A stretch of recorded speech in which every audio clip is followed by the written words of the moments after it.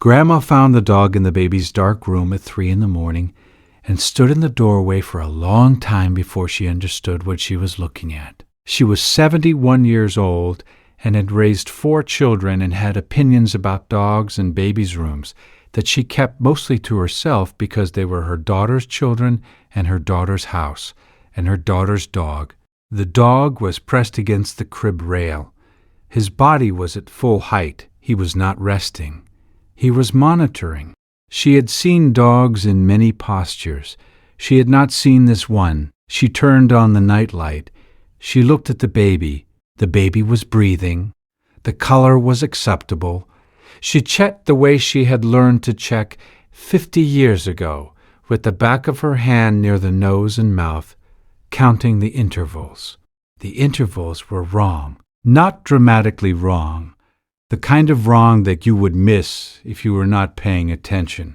If you were not the kind of person who had spent decades paying attention to the way children breathe and had built a catalog of what normal sounds like at what hour of what night, she called her daughter. Her daughter came in from the next room and stood beside her. She looked at the baby. She looked at the dog. "What is he doing?" her daughter said. "He's been doing it for a while," Grandma said. How he got in here is a different question. The baby monitor was on the dresser.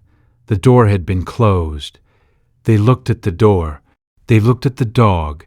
Grandma did not ask how the dog had opened a closed door because she understood now what had motivated the effort. Her daughter called the nurse line. Grandma stood in the nursery with the dog while the call was made. She looked at the dog. He looked at her. "You're right," she said quietly. "Something is off." He didn't move.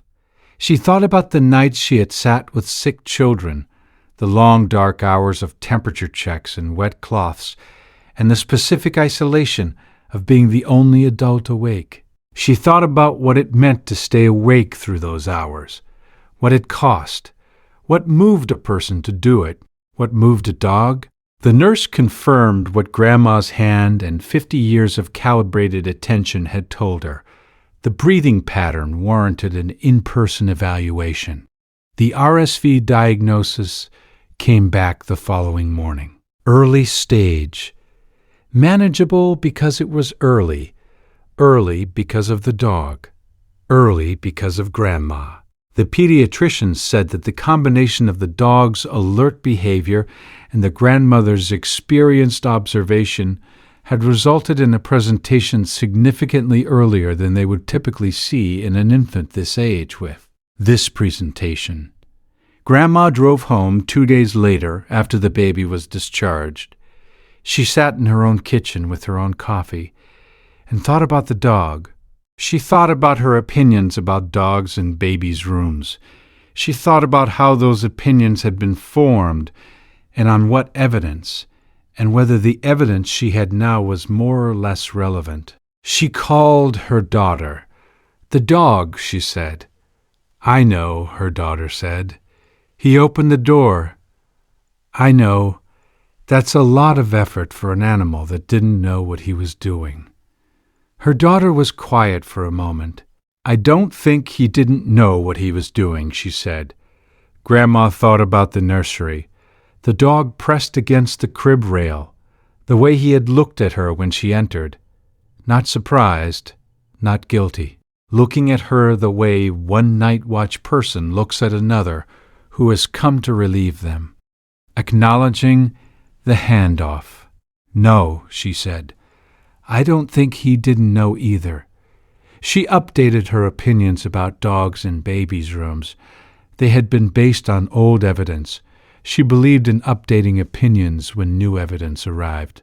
The evidence had arrived, on 4 paws, through a closed door at 3 a.m. She updated accordingly. The family processed it in stages. First, the immediate relief of knowing, of having information where before there had been unease and explanation, and the particular discomfort of watching an animal do something unexplained. Second, the retrospective, the looking back through the days of behavior and reassigning meaning. This moment was not play, it was alert. This moment was not territorial, it was navigation.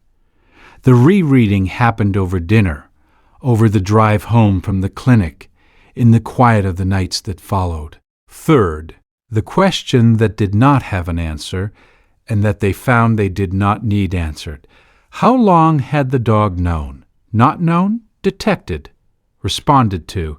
Done the thing. The research existed. They found it in pieces over the following days. Studies on canine olfactory detection of blood glucose. Studies on animal alerting to seizure precursors. Documented cases of dogs identifying respiratory changes, cardiac events, bacterial infections, all before human instruments registered anything wrong. The mechanism in each case was the same. Chemical compounds that shift when physiology changes, compounds that exist in breath and skin, and the microscopic chemistry of a body doing something different than its normal operating state. A dog's nose contains roughly 300 million olfactory receptors. A human nose contains approximately 6 million. The math was simple.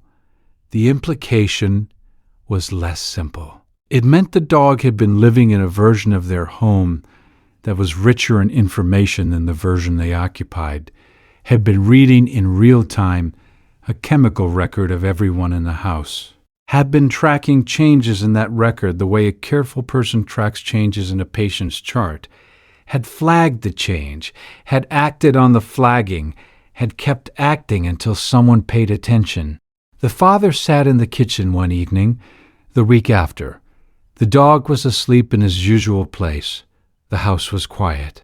He thought about the word alert, about what it meant when applied to an animal rather than an instrument. Instruments beeped, lights came on, numbers changed on screens. This had been different. This had been a living thing making a decision about what the information required and then executing the decision daily, without acknowledgement, without the guarantee that anyone would ever understand what it was doing.